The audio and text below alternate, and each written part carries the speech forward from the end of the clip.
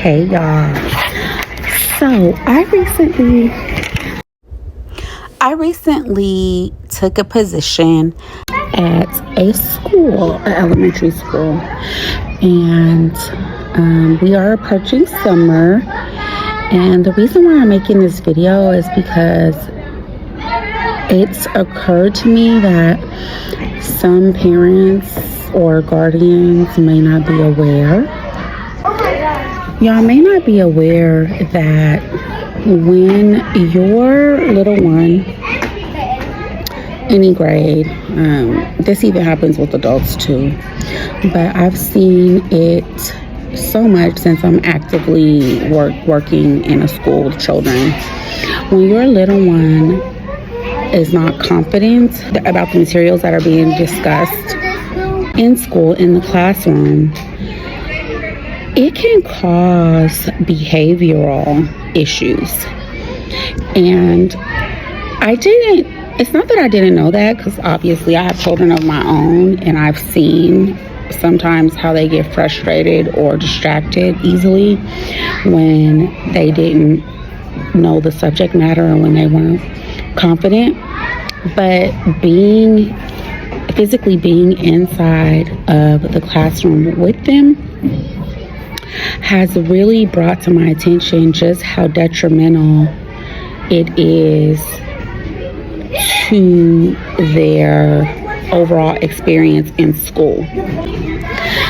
So not only does it affect their confidence, but it also causes them sometimes to act out, to use other things to distract other students so that they aren't learning. And it causes them sometimes to disrupt. And disruptions can be anything from talking to messing with gadgets or fiddling with things to making noises and sounds, anything to keep from ingesting or participating in whatever is going on in the classroom. It can also cause very disruptive behaviors, such as, I don't know, like hitting themselves or hitting other students, throwing of items or objects, or even desks and chairs. Like, it is very, very alarming how the children show frustration in different ways for different things. But I want to encourage y'all to make some flashcards. You could literally use construction paper, and if you don't have construction paper, I'm not even going to tell you to go to like the 99-cent store or anything like that, because that's still money, right?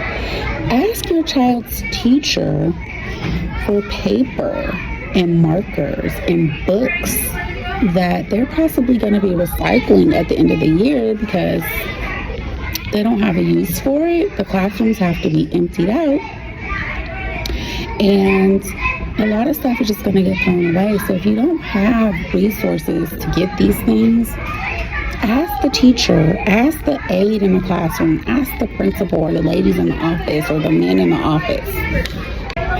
They will be more than happy to donate anything they have that will help your child get better over the summer.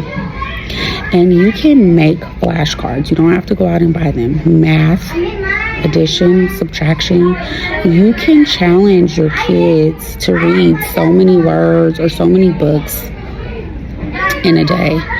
And even if you don't have time to sit down with him because you have other kids or you have obligations or whatever the case may be, while you're cooking dinner, while you're feeding the baby, while you're doing anything around the house, you can make it a time to learn.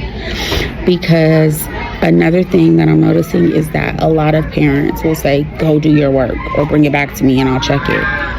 But it makes 100% difference to sit down 10, 15 minutes every day and go over the things that your child may be lacking or not confident in subject matters. I just want the kids to be successful, and it breaks my heart to see kids coming to school not prepared, frustrated because they don't know the material, when all you have to do at home is take 5-10 minutes a day. It can make a world of difference. I want you to know I'm not coming as like a judgmental person from the school saying your kid blah blah blah. I'm coming from a place of experience.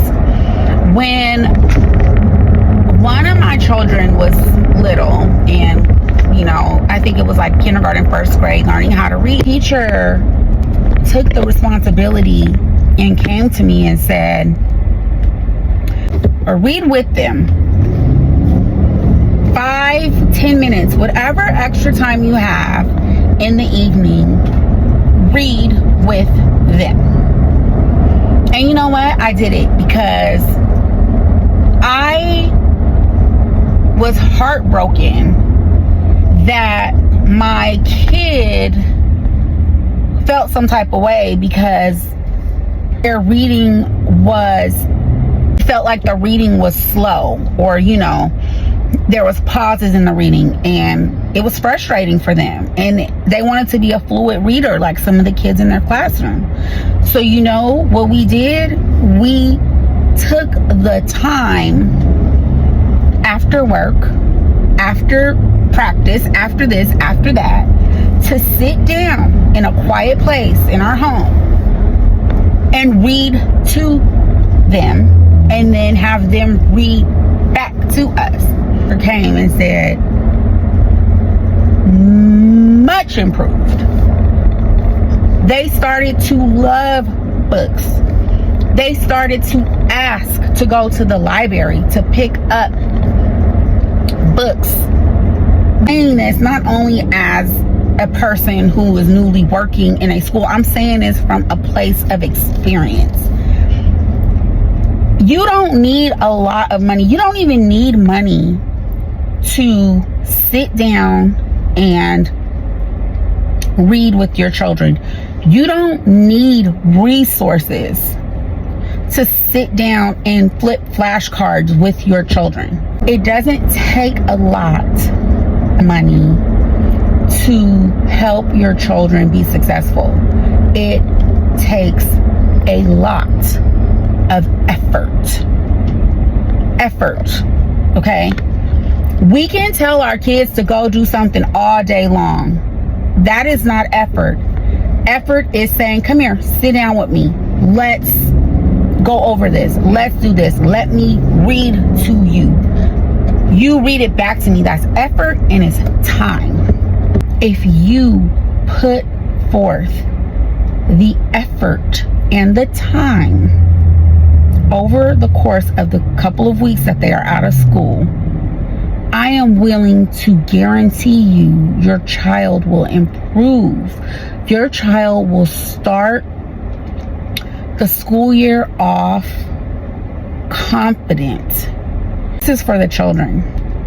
This is not for this is not for criticizing parenting or saying you could do better as a parent. This is for the children, because your children can't come home and say, if you would sit down with me, mom or dad or grandma or grandpa or whatever.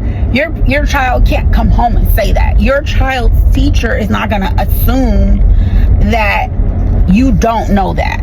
Your child's teacher is not going to assume that you need construction paper or scissors or markers or library card. Your child's teacher is not going to assume this. So they're not going to come to you.